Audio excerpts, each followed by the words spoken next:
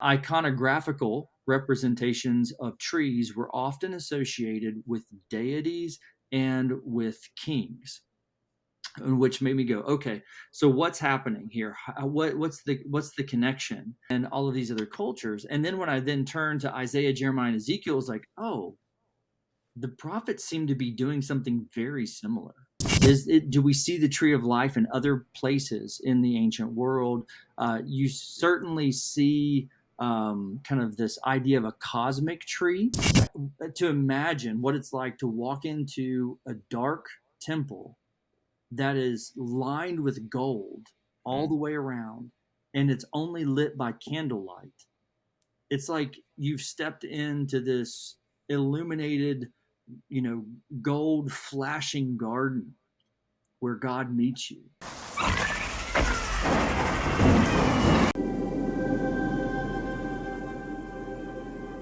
Hey everyone, this is what your pastor can tell you. Today I am on with Dr. William Osborne. We're going to be talking about trees in the Bible, a very fascinating and probably a topic you haven't heard about. So, how are you doing today, Dr. Osborne? Hey, doing great, Zach. I'm happy to be with you. Awesome, this is great. Okay, so can you give us just a general background about yourself, education, what you're working on right now, all that kind of stuff? Yeah, I'd be happy to. So just to clear it up for you, feel free to call me Rusty, and I go by Rusty Osborne to most everybody in my life, but my published works are under William R. Um, but I am a professor at College of the Ozarks, which is a Christian school in Southwest Missouri, and have been here for 11 years. Getting ready to get cranked up for another semester teaching biblical studies for undergrads. I continue to do some work with Midwestern Seminary, do some dissertation reading, and work with them. I did my seminary training through Southern Seminary in Louisville, and then the PhD at Midwestern in Old Testament, where I actually started the path down tree imagery. And really, I guess it was about 2011, came across an article that I was reading that just simply had a footnote about tree imagery in Ezekiel that just captured my attention. I was kind of reading around the prophets at that time, and just started kind of working my way down the rabbit hole, which was kind of trees in the Bible, tree imagery in the ancient world, that inevitably led to my dissertation and the publication of the book that we'll kind of refer to a little bit later. But since then, have continued to work in the prophets, and Ezekiel for a significant amount of time, Isaiah, Jeremiah. I'm presently doing a pretty big project on Jeremiah, working on the Pillar Old Testament commentary. That's in the process of coming out, and I'll be working through Jeremiah for several years, as it's a very large book. Have a fun book coming out in the fall that I co-edited with Paul Wegner at Gateway Seminary and Andy Abernathy at Wheaton College, called The Prophets and the Apostolic Witness, reading Isaiah, Jeremiah, and Ezekiel as Christian scripture. And that'll be out this November through IVP. And then I've got actually a children's book through Crossway that just came out this past summer. So I kind of have projects all over the place. And some of them are tree related, some of them are in journals, some of them, are coming out in different publishers. But oftentimes I'm working in the prophets. That's kind of where a lot of my interests lie. And so, yeah, that's kind of a little bit of where I am, what I'm working on, where I've come through. That has, kind of brought me to this place where or I should say, I guess also I am co-editing a book that's coming out called A Planting of the Lord, that I'm co-editing with Mark Boda and contributing to, which is going to be examining tree imagery in natural and human contexts. That'll be published by TNT Clark Bloomsbury, hopefully in the next couple of years. We're collecting essays and, kind of getting that volume together. So there's always kind of something tree related going on in the background, it seems like. That's awesome.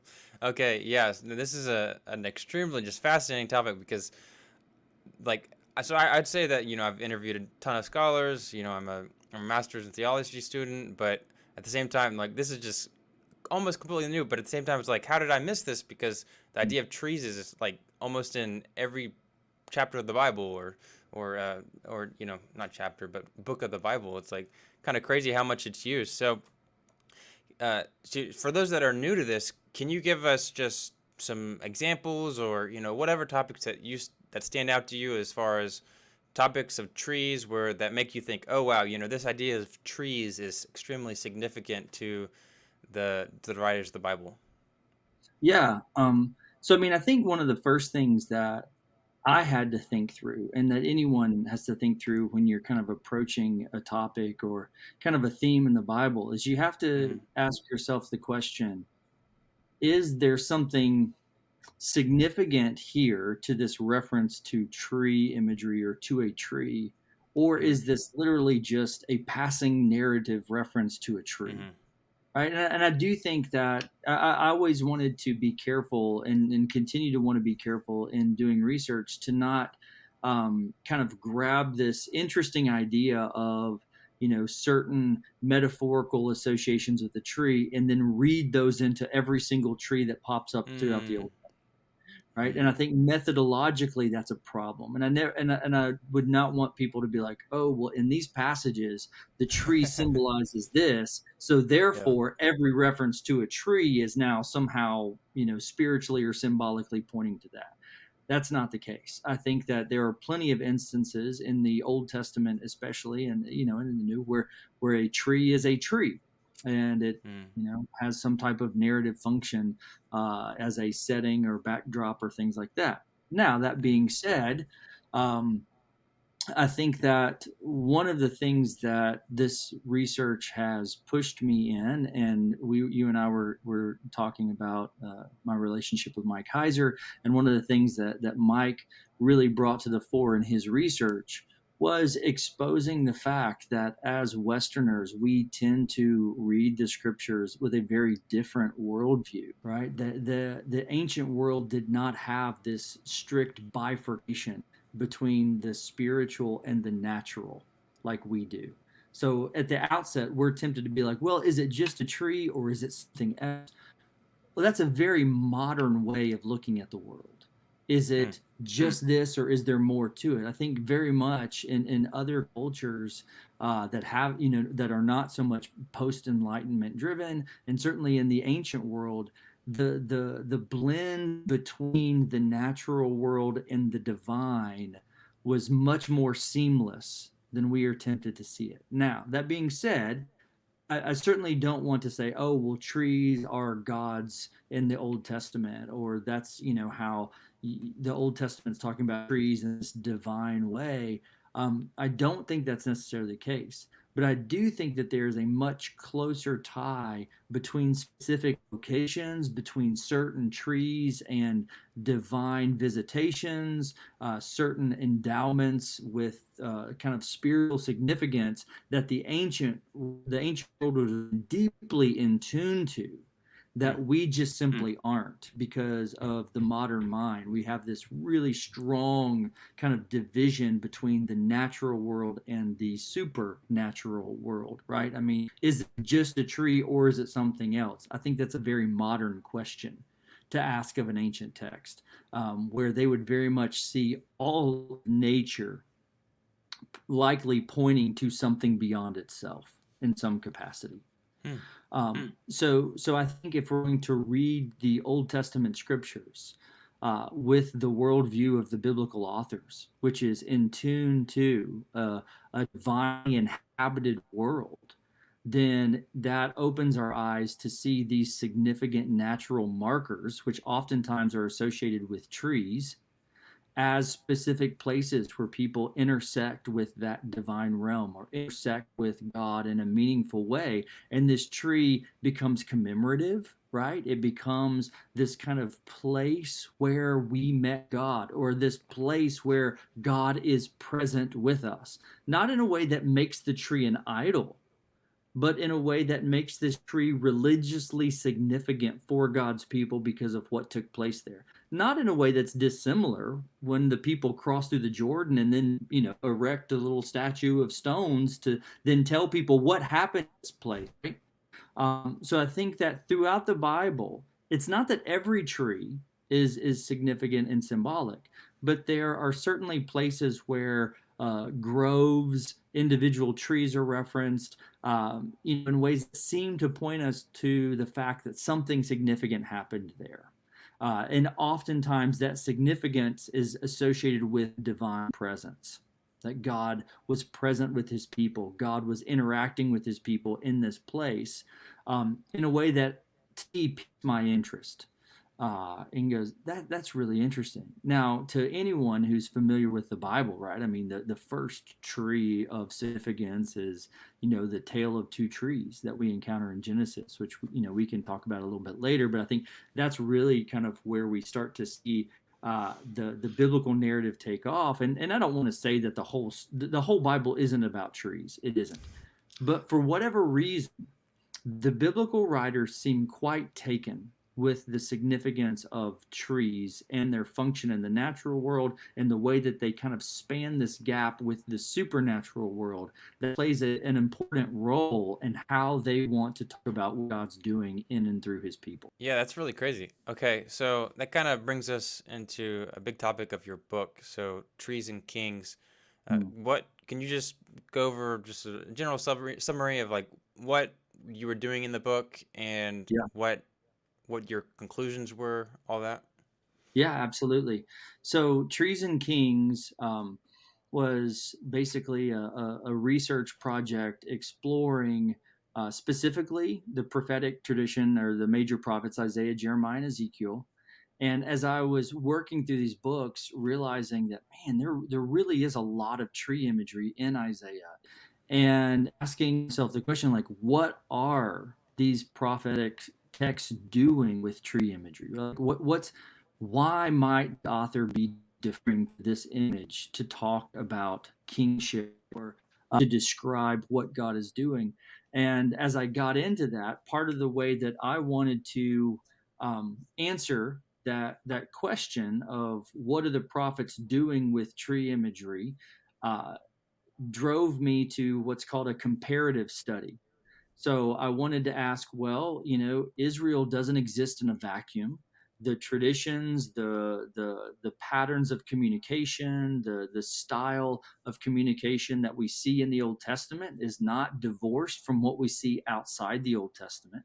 It's not to say that it's the exact same, but certainly I felt like it was a worthy investment of time to say, okay, well, if I'm going to answer the question, what's Isaiah doing with tree imagery? Why don't I think about, well, what were they doing with tree imagery in ancient Egypt? What do we Hmm. see when we look at tree imagery, both in text and iconography in ancient Egypt? And what do we see in tree imagery in ancient Mesopotamia, Babylon or Sumer?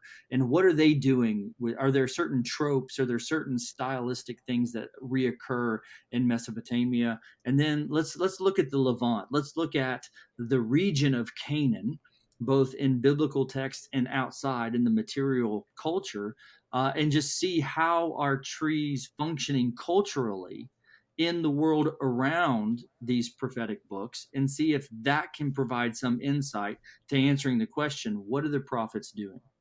And as I explored some of that data, as I began to explore, okay, what's tree imagery look like in ancient Egypt and Mesopotamia and in the Levant outside of Israel, I started to see this pattern that oftentimes tree imagery, both in iconography, that is visual representations, like either through, um, you know, uh, drawings on pottery or reliefs on walls or some type of visual representation, iconographical representations of trees were often associated with deities and with kings, which made me go, okay, so what's happening here? What's the connection with the king and the tree in Egypt, the king and the tree in Mesopotamia, the king and the tree in the Hittite culture and Canaanite culture, and there started to emerge this association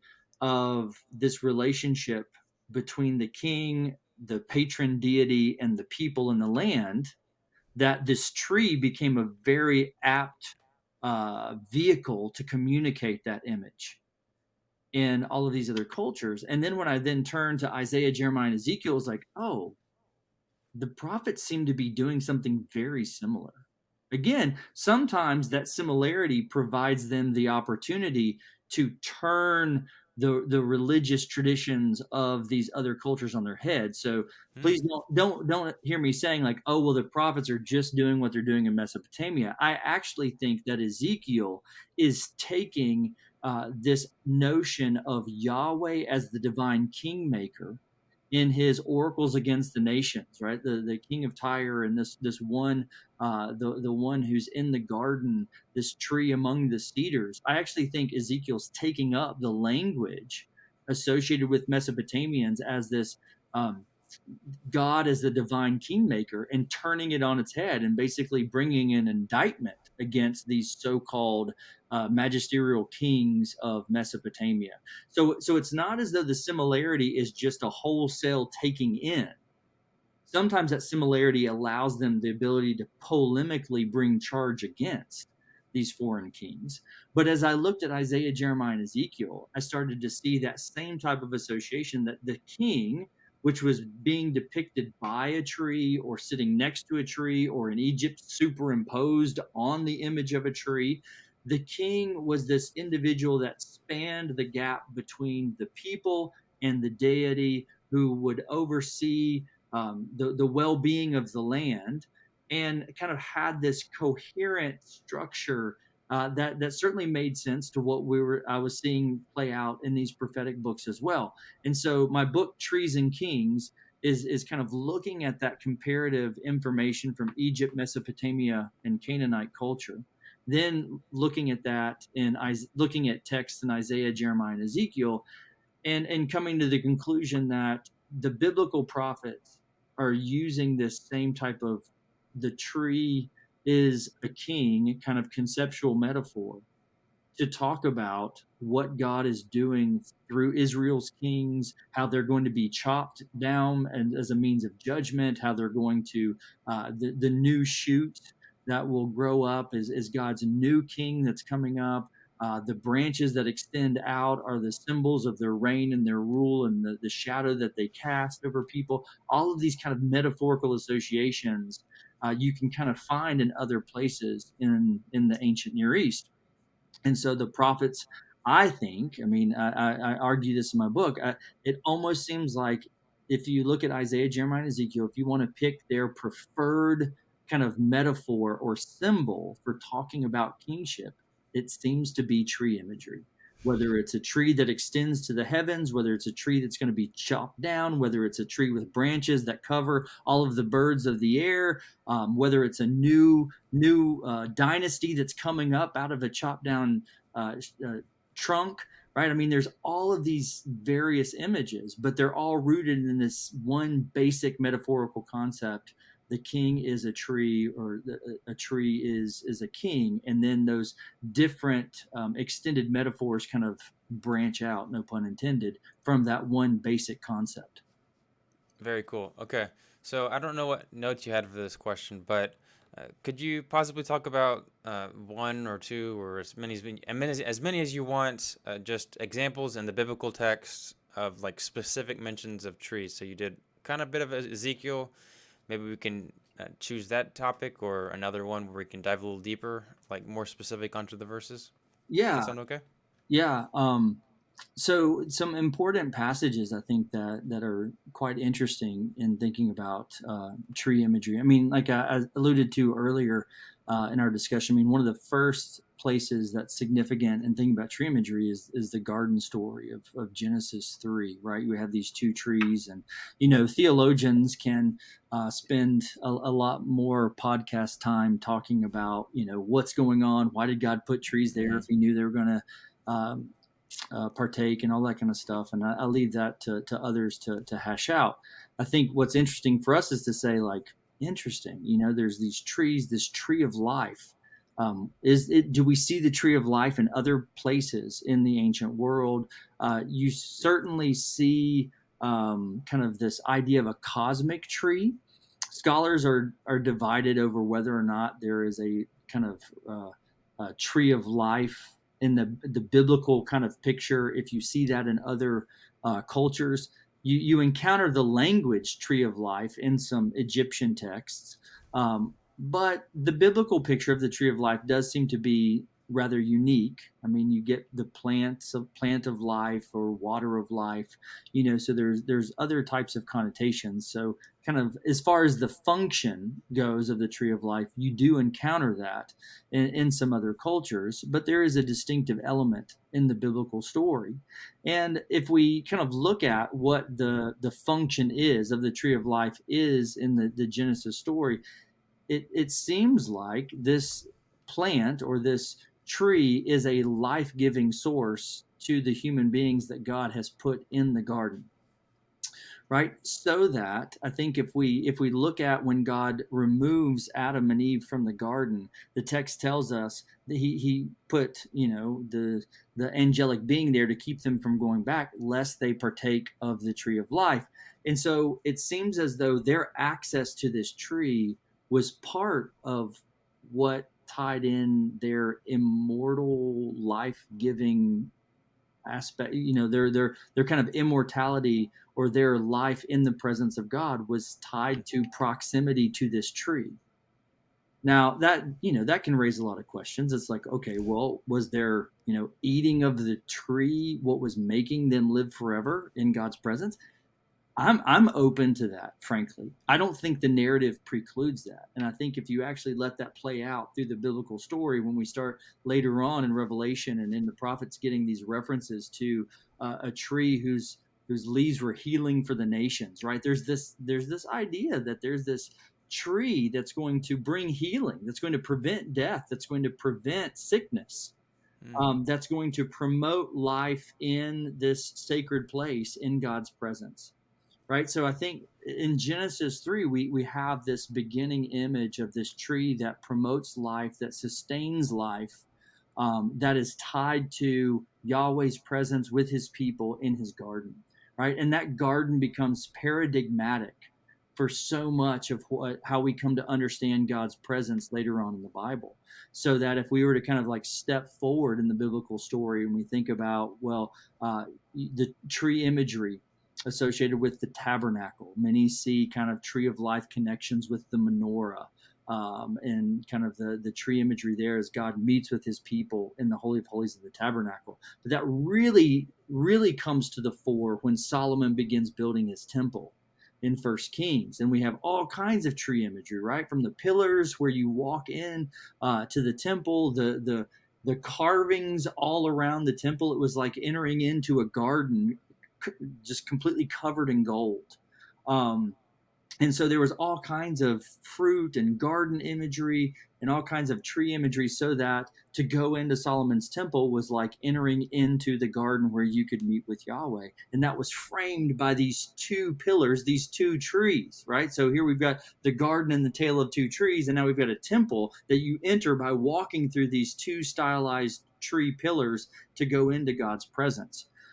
Right. So I think you see these ideas just kind of recapitulated throughout the biblical story. Now, there's other passages that seem to be significant for thinking about tree imagery. I think specifically about the Abimelech story in Judges, where you get the fable of the trees, where we get this bramble and there's talking trees, and where the kings are trying to decide the elders are trying to decide who's going to be the next king. So isn't that fascinating, right? That here we've got this Judges 6 story of Abimelech. There's a discussion about kingship, and all of a sudden now all of the characters in the story are talking trees.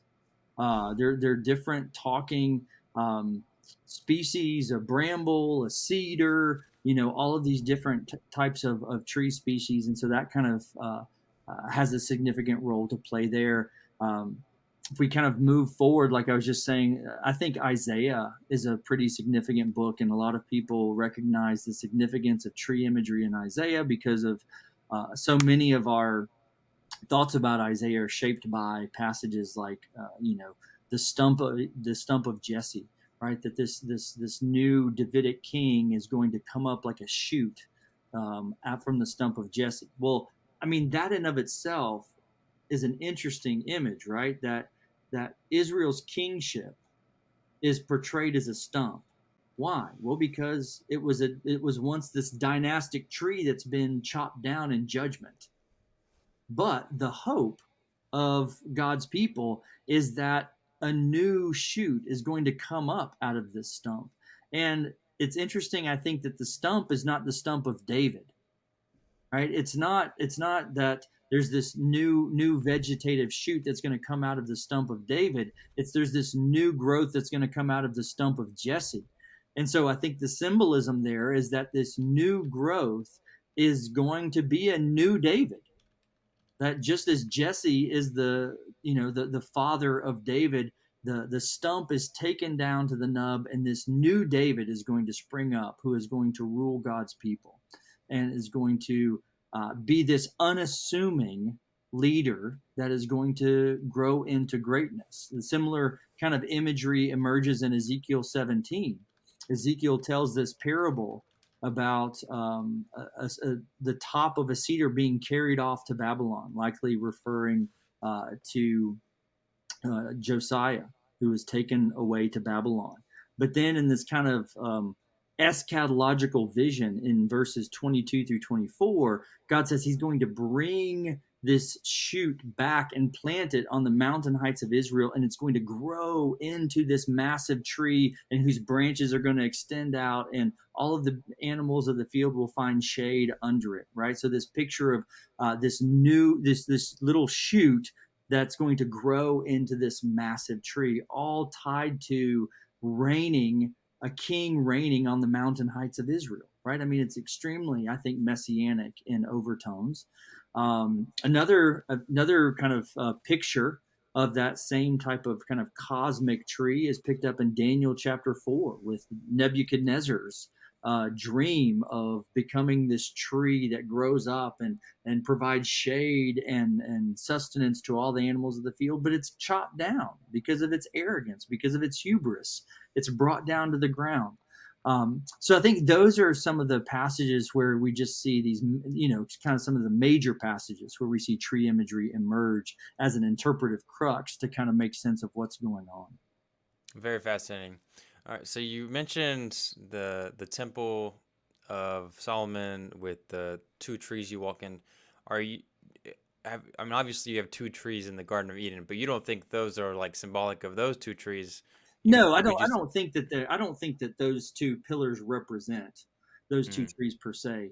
But it is interesting that we do have these two massive pillars that are mm, stylized trees that you walk through into this temple gathering, or this place where you can, or where the priest can meet mm, with Yahweh. So no, mm, I wouldn't make a one-to-one correspondence. The one on the left's the tree of the knowledge of good and evil, and the one on the right's the tree of life. yeah. But it is very much a garden scene with these massive tree structures just right at the Mm, forefront that you walk past on your way into this, mystical, illuminated place that is like an otherworldly garden, right? I mean, just sometimes I'm like, to imagine what it's like to walk into a dark temple that is lined with gold all mm, the way around, and it's only lit by candlelight. It's like you've stepped into this illuminated, gold flashing garden where God meets you and where you can interact with the divine. So I mm. just think it's just a fascinating image of how the garden and tree imagery specifically reemerges in a place of prominence in Israel's worship during the time of the kings. Yeah, yeah, that's really cool. I have considered the idea of the tree of life being something like the menorah, but somehow the menorah symbolizes the tree of life, but at the same time, it's like, well, you know, there isn't like a one-to-one correspondence, although the menorah definitely is portrayed as like some type of plant tree. Yeah. So it makes sense Like, do you see any specific significance in the menorah, or do you also think it's like the columns? The menorah is tough. I mean, a lot of scholars will draw associations with the menorah and the tree of life. It's not explicitly clear Yeah. to us, how the menorah aligns with the tree of life. Um, Most representations of the menorah we think of as some kind of stylized tree. And we do see in Mesopotamia some kind of stylization of trees that would be somewhat similar to the menorah, but it's certainly not identical, you know. And so it's difficult. I find it to be difficult to tease out exactly what connection the menorah has to the tree of life in that in that specific context. It seems like it's somehow related just based on the stylization and its shape, but as far as the function within worship, Hmm. um, unless we want to posit some a life light kind of connection there, it's not easy to exactly see how that plays out.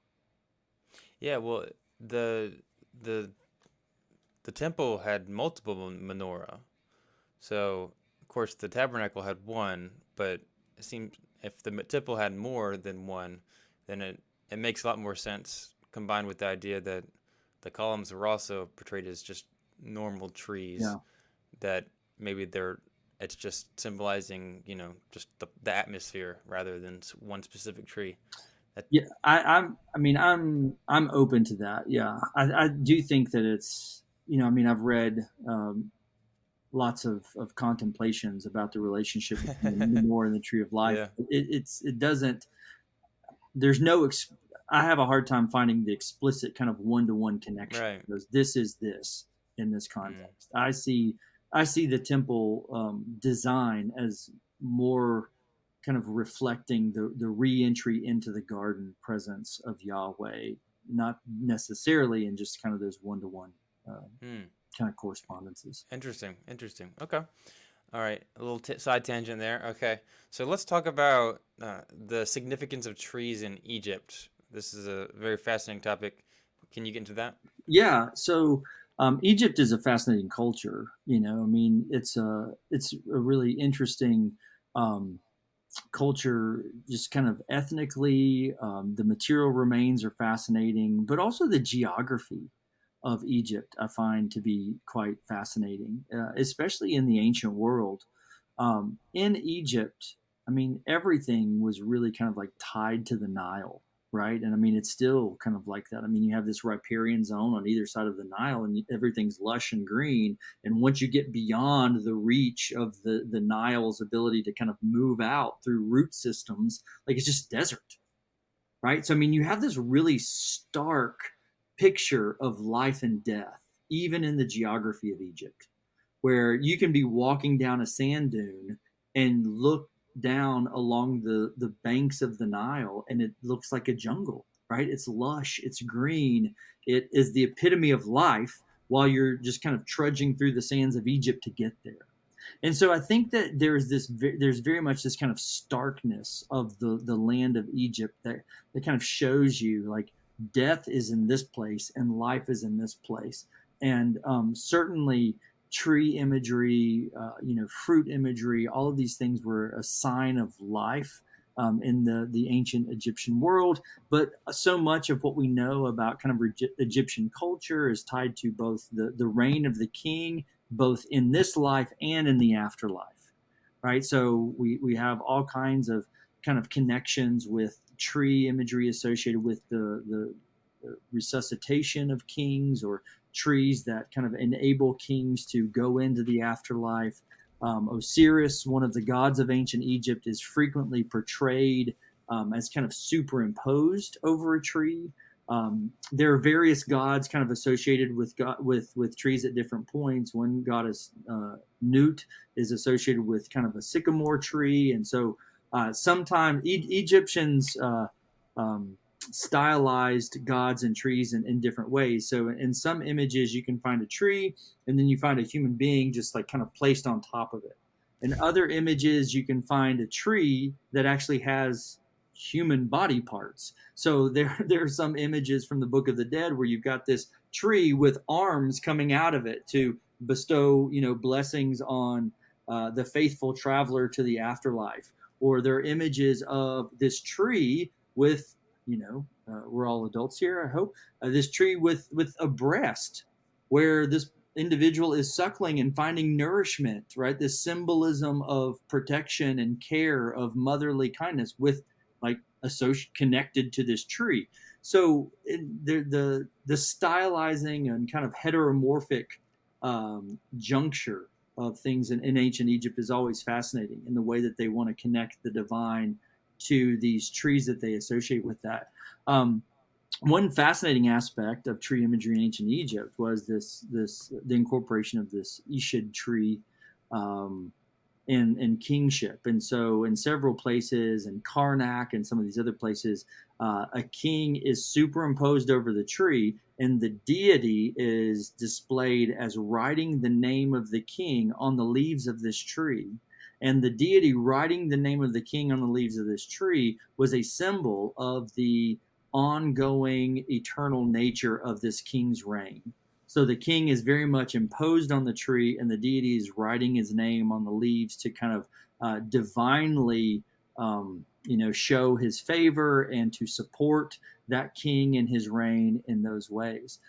So oftentimes in Egypt, the tree is associated with kind of resuscitation, helping the traveler through the afterlife, associated with the king and his proper reign and the extension of his reign in the world, and some of those ideas. Really interesting. Okay. So, what about the significance of trees in the rest of ancient Mesopotamia? Yeah, so tree imagery is found. I mean, in ancient Sumer, which is the earliest kind of Babylonian culture, the people there in the region of Babylon. I mean, we see references to kings that associate themselves with trees. One ancient king, Sholgi, in the 3rd century BC, talks about himself as a great palm tree that has grown up. And so oftentimes the king's connection with tree has to do with height, and height is tied to prominence and power and those types of things. The shadow cast by trees is often taken up as a metaphor to talk about the extension and reign of a king. So for a king to be a great tree whose shadow is cast over the land is this picture of authority, right? Of protection, like we were talking about with Nebuchadnezzar. So you see some of those images very much present in Babylonian and Assyrian material. Now, by the time we get to kind of Assyrian culture, and especially the Assyrian culture that's kind of around the time of Isaiah and some of the writing prophets of Israel, there's this very prominent image of a stylized palm tree that is present in some of the palaces of the Assyrian kings, where you have this kind of stylized tree that lines the throne room, and you have these kind of winged genies. And most people believe they're kind of holding this date palm, and they're fertilizing this tree. And then we have in the throne room this picture of the king flanked by these stylized palm trees in a way that seems to be connecting the king of Assyria to these types of trees, right? To this stylized palm, this date palm tree that has undoubted iconographical significance. I mean, it's a big deal. Now, I mean, there's still a little bit of debate. People are like, well, what's the big deal?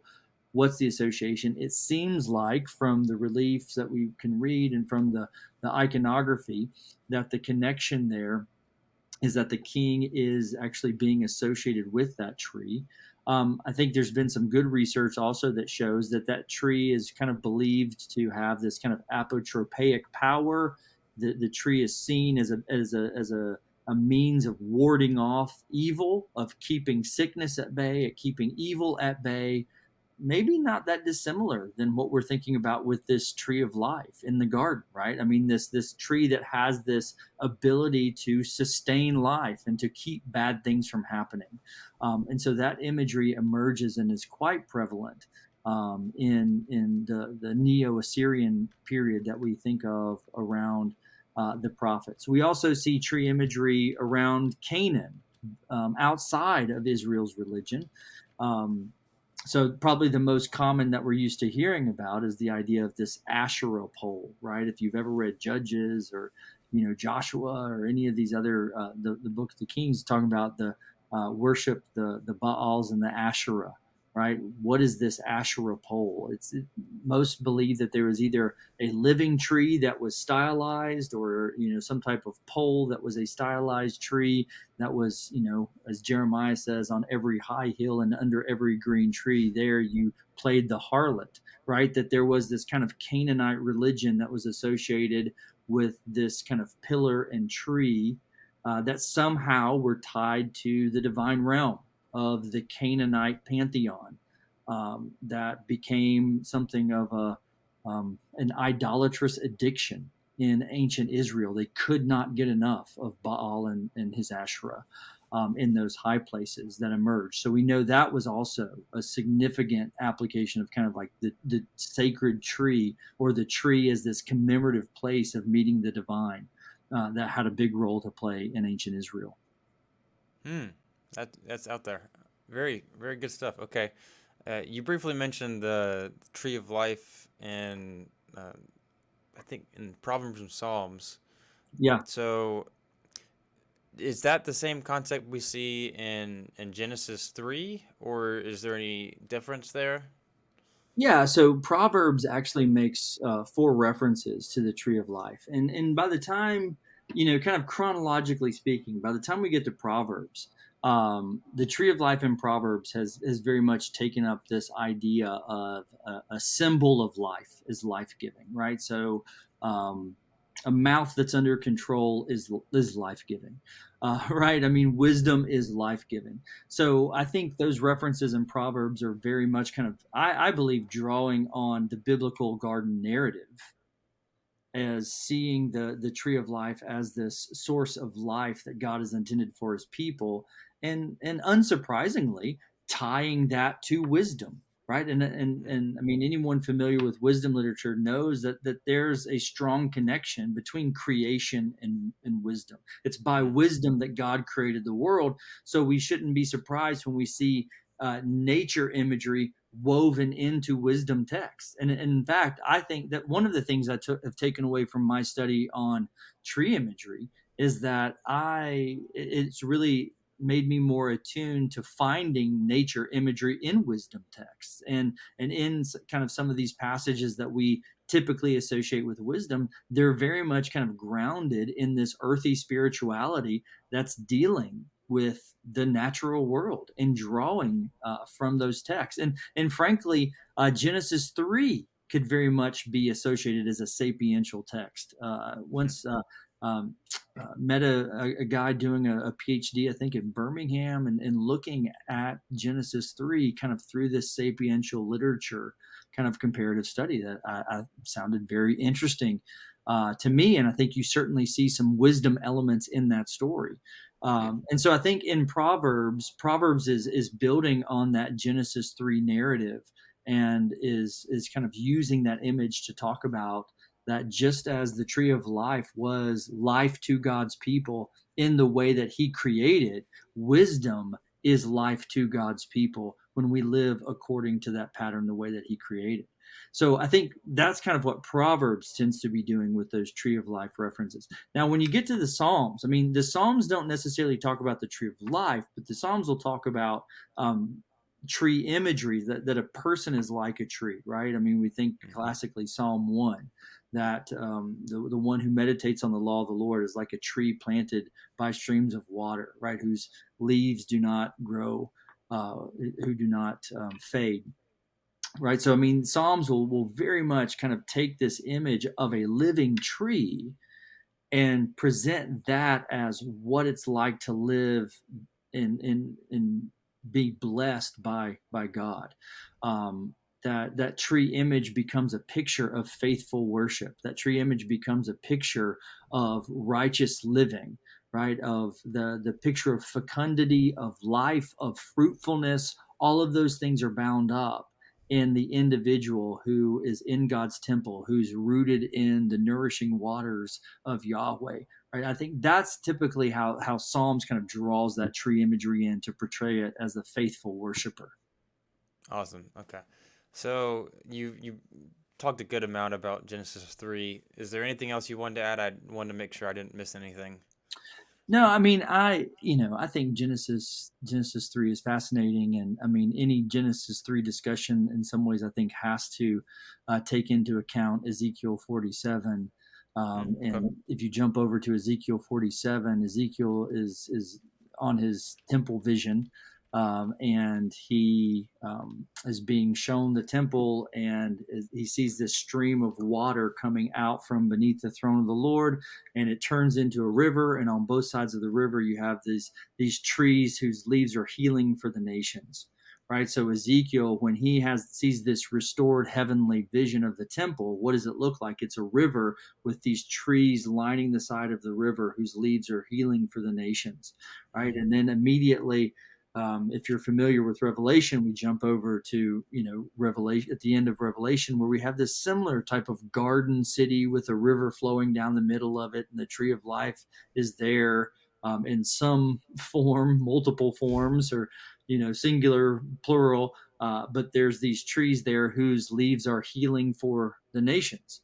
Right. So I think that you see that imagery kind of woven through these key moments of the tabernacle, or especially the temple, but then the restored temple in Ezekiel's vision, and then what I would say is the fulfillment of the temple in this new heavens and new earth temple city that has this garden with the river and trees with leaves healing the nations in them again. Hmm. Yeah, interesting. I've rarely ever see or Ezekiel 47 mentioned in this context. That's fascinating. Okay, so in the past, specifically, I think it was on your podcast with Dr. Michael Heiser, you talked about the the temple being made of wood, and it's like a special wood.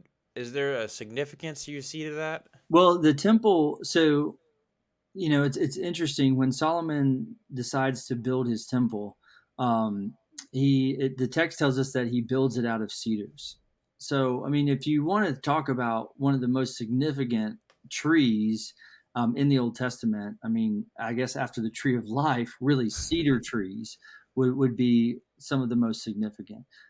Cedar trees were geographically located to the north of ancient Israel, so kind of like in the Lebanese mountains, which is kind of north of what we think of as modern day Israel. And cedar trees were extremely desirous for many reasons. One, they were enormous, they were huge. And if you wanted to make a huge palace, you needed huge trees to make huge lumber to make a huge palace. And these palaces were massive. I was in the Louvre a few years ago, and remember seeing the capital to one of the pillars that would have been in Darius's palace, the Persian king Darius, and it was this large bull, carved kind of bull capital that would have sat on top of this massive pillar, in his throne room. And the size of this thing was huge. I mean, it was this huge capital. And then the nice little informative chart next to us showed like this was one of like 100, and my mind was just blown because all of a sudden I just had this perspective for the magnitude of this ancient palace. Like it was massive. And if you're going to build an impressive massive throne room that's going to dwarf all of your dignitaries who come to visit you, and you want, if you're Esarhaddon, you want them to walk into your throne room and go, oh my gosh, this guy is the real deal. You need huge timber to do that. And so the Mesopotamian kings Sennacherib, Esarhaddon, Ashurbanipal, they would all make these westward campaigns into the Lebanese mountains and chop down cedar trees and then float them down the Euphrates River to then do construction projects and build their palaces. So all of the great Assyrian kings, all of the great Mesopotamian kings were building cedar palaces. That's what you were doing because you could get big lumber, and cedar lasts a long time, right? It has kind of these, has a natural ability to keep insects at bay. It doesn't rot easily. So cedar was like this amazing building product. So all of the major kings of Mesopotamia are building palaces of cedar. So, well, Solomon's not going to be outdone, apparently, by these Mesopotamian kings. So Solomon too creates this arrangement to go up to chop down the cedars of Lebanon, to bring them down and to build the temple of the Lord out of cedar. But he also builds his own palace, which is called like the House of Cedars. It was so impressively built by all of these massive cedar trees. And so I think that there's an element of, I find Solomon, the narrative of Solomon's reign is complex. I think there's oftentimes kind of subtle foreshadowing about things that are happening. And we all know the end of Solomon's story, right? That he ends up kind of going the way of his foreign wives, worshiping other gods, many of whom would have been seen as Mesopotamian deities. And I think it's interesting that perhaps what we're seeing in the narrative of Solomon is already an eye to the foreign nations going, well, what does their palace look like? Well, what do their building processes look like? Well, how do I make my palace look like their palace, right? How do I use these same types of resources and bring them into Jerusalem and make this palace of grandeur for myself? I think perhaps there's something going on there narratively that tips us off. That's like, yeah, I don't know if that's the best thing if we want to like replicate a Mesopotamian palace, for the king in Jerusalem.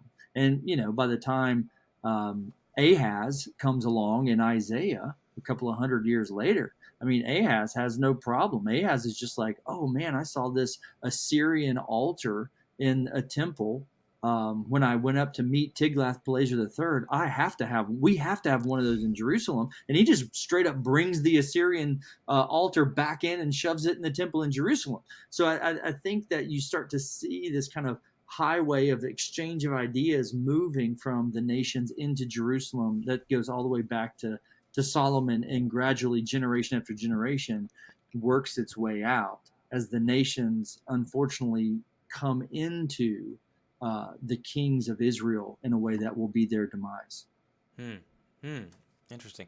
So what specifically about a tree do you think would make people conclude, hey, like, I don't know, they see it some type of healing or some type of divine nature or kingly nature? So like, I think of, the chaos waters. That's obvious. Yeah. Because you have, to an ancient person out on the water, on the sea, Yeah. that's chaos. That's almost like close to death, Yeah. craziness all around.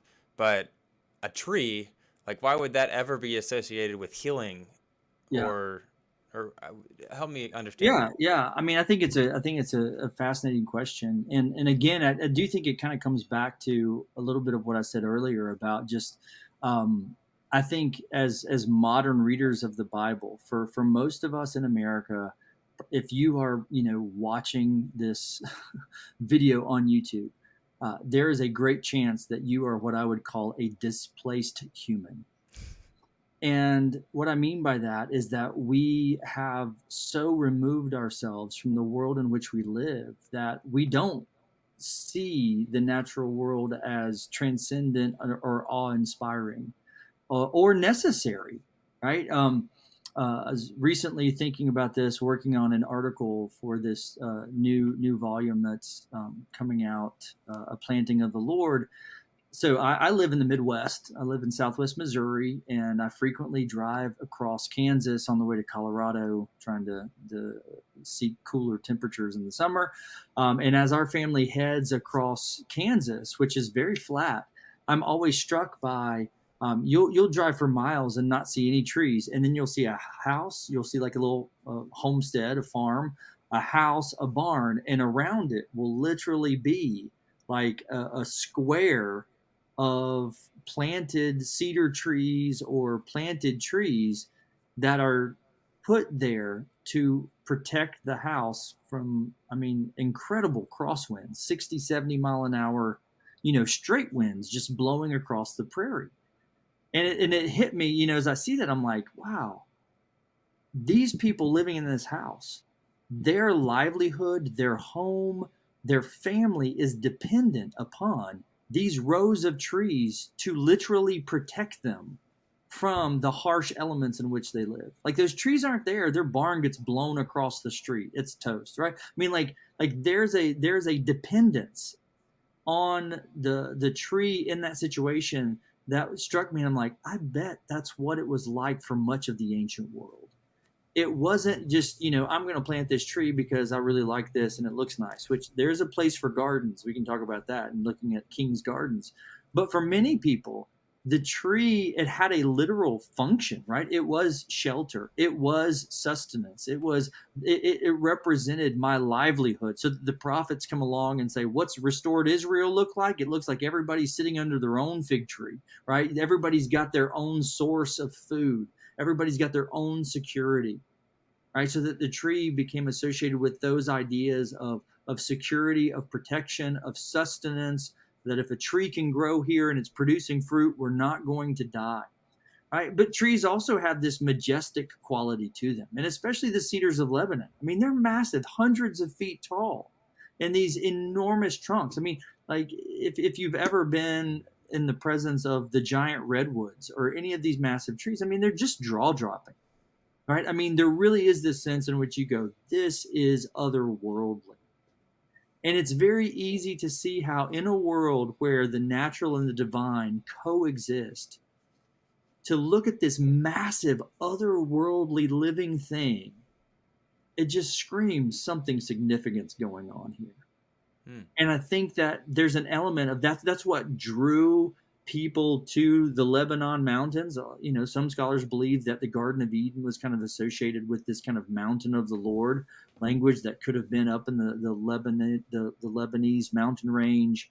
That I don't know about that, but I do know that whether you're a Mesopotamian king or whether you're a Judean king, everybody's wanting to go up into these mountains because they just symbolize power, wealth. There's resources, there's trees to build, there's animals to eat. I mean, that was where life, kind of existed in the ancient world. So I think in that context, that's one of the reasons why you see such significance kind of bestowed on these trees. The height of the cedars of Lebanon became paradigmatic for royal hubris. So there's no better picture of an arrogant king than this king tree cedar whose top extends to the clouds and thinks that he's better than everybody else. And that becomes very much the way the prophets want to depict these arrogant, foreign kings. Now, if you look at, some other places, though, in Egypt or say the southern Levant, the tree would have been more closely connected to a source of water. Right. So when we start thinking about, well, how do we get this tree of life? What's the connection to the tree of life or water of life? Well, if you're in a desert region and you have a natural spring, you're going to have trees. There's going to be this little oasis. Anyone who's listening to this that's ever been to Israel, there's a famous little valley called En-Gedi right next to the Dead Sea. And so you've got the Dead Sea, which is this stark desert landscape. And then in En-Gedi, you have this spring of water. It's a natural spring that just comes out of this little valley, and it runs down toward the Dead Sea, and it's desert everywhere. And then you have this little lush jungle that just exists, right? This little oasis of water that runs right out of the desert rock. And I mean, you look at that and you're like, oh, well, that's where the water of life image comes from. That's where the tree of life image comes from, because it's dry desert everywhere else, and literally it's green, lush water that you can live by. And in fact, I mean, most scholars believe in Gedi is the location where David was hiding in the desert when he was running from Saul, and some of those stories. So I mean, you see kind of that stark image of life and death in the desert, and then what the water brings, and trees, groves would have existed around those springs. So I think in that sense, you can kind of see some of the natural connotations between kind of the tree of life, and then we've got these majestic kind of trees as this Hmm. kind of divine space up in the mountains, and some of those different kind of natural ways of thinking. Now, as I say that, I'm not trying to kind of like provide some naturalistic explanation as to why these trees are significant. I mean, so like when I read the scriptures, I'm going like, well, they're significant because the scriptures tell us they're significant, and there seems to be some type of divine association that commemorates them. I think that um, reminding ourselves of these geographical realizations helps us connect to a people who were deeply emplaced or deeply connected to the world in which they lived in a way that we're not today. So for me, this is an exercise in us trying to read the Bible the way the ancients would have read the Bible, in a world that was divinely infused, in a world that saw God's fingerprints all over it, and in a world that saw that closely tied to the way that these trees are kind of functioning geographically, culturally, and even stylistically at times. That's awesome. Very good stuff. Okay. Last question for you. When we're talking about, all right, how did they conclude this? You might be hinting at it, but you also mentioned before that, you know, you think the ancients they didn't see things like just supernatural and then maybe some natural over here or something like that. Like like almost combined. Is that how you describe it? Or maybe like there's additional meaning in everything? Do you think, how would you describe that? Yeah, I mean, I think that there. I mean, we're that venturing into to something akin to kind of metaphysics, or kind of thinking about the changing metaphysic from the ancient world to the modern world, and that is what is real, right? What is real? And I think that that's really a question kind of metaphysics, of kind of thinking of what was real in the ancient world, and what do we perceive as real today. And I think in the ancient world, and in many other cultures around the world, there isn't that stark difference. There's no kind of boundary between what they think of as quote natural and then supernatural. That the two kind of blur together. Um, Now, I think where this pushes us is that whether we like it or not, if you're living on the continent of North America, you have been shaped by a worldview, a perception of reality, a social imaginary, whatever term you want to use, that tells you that what's really real is the material stuff in front of you, and what's perhaps less real is the spiritual world that everybody likes to talk about. And I think for us, we're constantly having to tell ourselves as Christians today, even, we will go, okay, like, yes, the spiritual world is real. The spiritual world is real. The spiritual world is real. And I don't think that the ancient world had that struggle. Like, in fact, I mean, in many ways, the ancient world struggled to affirm the reality of the physical, right? I mean, that's the whole Gnostic struggle of the early church. It's to actually diminish the value of what's physical, of what's present, of what's in Mm, nature, and to give greater value, or perceive greater reality in the spiritual realm. Now, I'm not saying that's the metaphysical solution. I'm just showing how far the ancients would go in differing with us in the way that we think about the natural world as it relates to the divine world. Now, biblically speaking, I mean, I think if you're going to take the Bible seriously at all, you have to affirm the existence of supernatural realities, the existence of God, God's activity in the world, God's ability to move and act and do things in the world in which we live. And I think that in the Old Testament, that we start to see these key moments of divine interaction among God's people, that are associated with these specific places. And oftentimes those places are marked out by, certain trees or certain, kind of places that seem to have some kind of religious significance. As Israel moves into the land of Canaan, it seems like they're kind of wanting to borrow some of these religiously significant sites from Canaanite worship and say, well, we actually worship Yahweh and we're going to worship Yahweh here, whether it's a grove of trees or a high place or something like that, which can later become a problem in the history of Israel and their syncretism when they want to worship Yahweh and Baal and Asherah and El and all of these other kind of deities alongside Yahweh. That becomes a problem. But I do think that I don't know that I'm prepared to say that the palm of Deborah in Judges chapter 4 is a supernatural palm.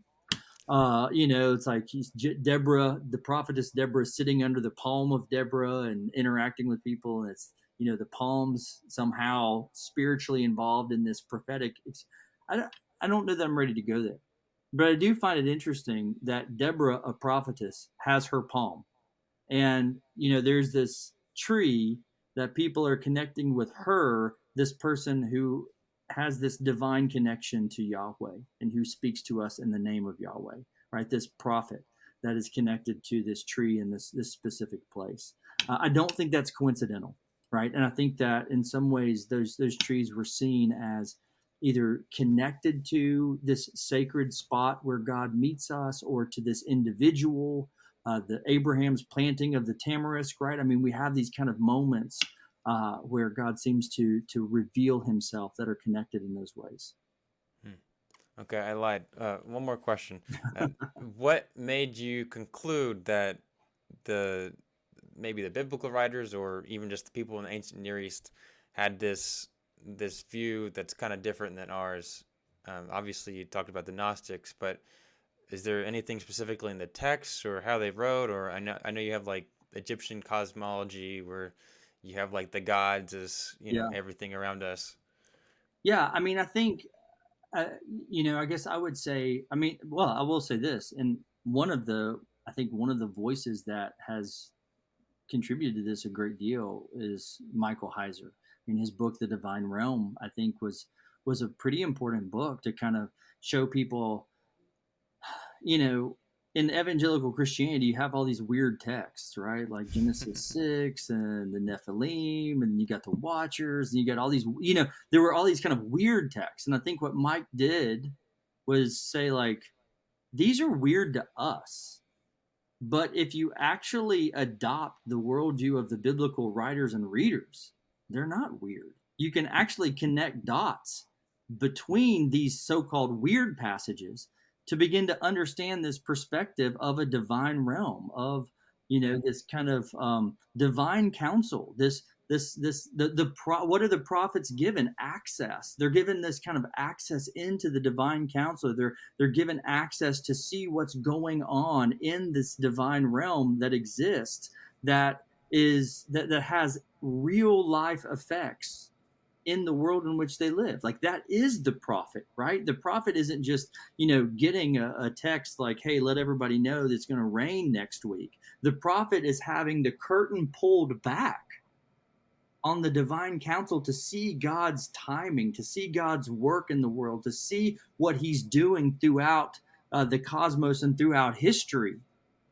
That makes you go, okay, if that's real, then that changes everything. Right? If the prophetic vision of the divine is real, then all of a sudden what, the Western metaphysic, post Kant, it doesn't hold up. It doesn't hold up. It does not account for what the Bible would say is really real, which includes all of the created world in which God created, but certainly the realm of the divine that is active and significant in the world in which we live. Yeah, it's really, really cool stuff. Awesome. And way to tie Heiser in there. That's awesome stuff. All right. Thank you so much for coming on. You answered all my questions, and this is just a really great topic. I'm so excited for people to hear all about this. Can you give people where can people access your previous work? Is there Yeah. anything that you want people to know about for something you're doing in the future? Yeah. So the book that I referenced and I think others have interacted with is called Trees and Kings. I actually had the forethought to bring one home. So it looks like this. It's on Amazon. It was published by Penn State University Press, Bulletin of Biblical Research. It's got a really nasty dissertation subtitle: A Comparative Analysis of Tree Imagery in Israel's Prophetic Tradition in the Ancient Near East.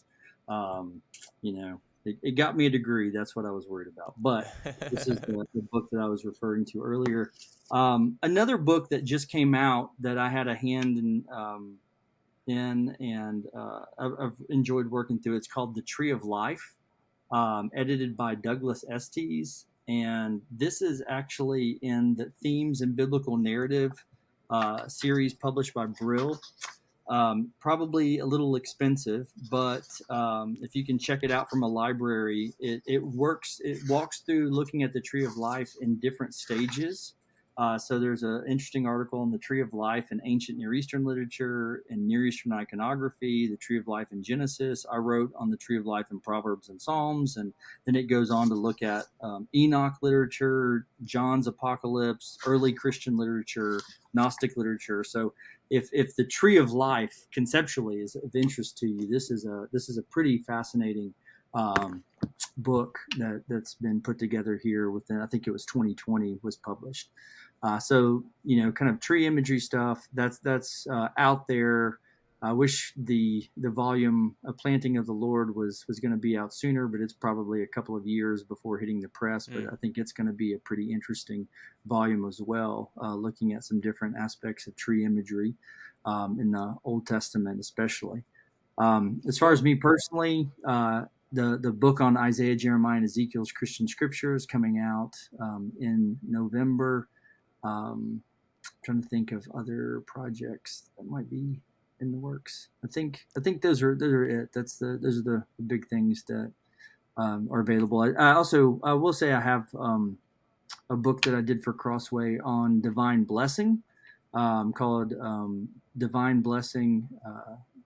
Let's see, what is it? Divine Blessing and the Fullness of Life in the Presence of God, in the short studies of biblical theology that kind of walks from Genesis to Revelation, looking at what it means to experience God's blessing, that in many ways kind of spun off of some of my tree research, because I mean, a lot of some of the associations with tree imagery have to do with what does it mean to be blessed by God, right? As I mentioned in Psalm 1, blessed is the one who, right, meditates on the law of the Lord. It's like a tree planted by streams of water. And so there are certainly some tree passages that connect with that idea of what does it mean for us to live in to experience the fullness of life in God's presence. I do think there's a connection with tree imagery and that idea of divine blessing that I unpack in that book. Yeah, awesome. Everyone go check that out. It's all sounds great, and I've read a good amount on that, so awesome stuff. All right. Thank you so much for coming on here. This has been a ton of fun. I hope you have a great rest of your night. Yeah, thanks, Zach. I appreciate it. Yes, of course. All right. Yeah, that went really well. Uh, awesome stuff. Thank you so much for doing this.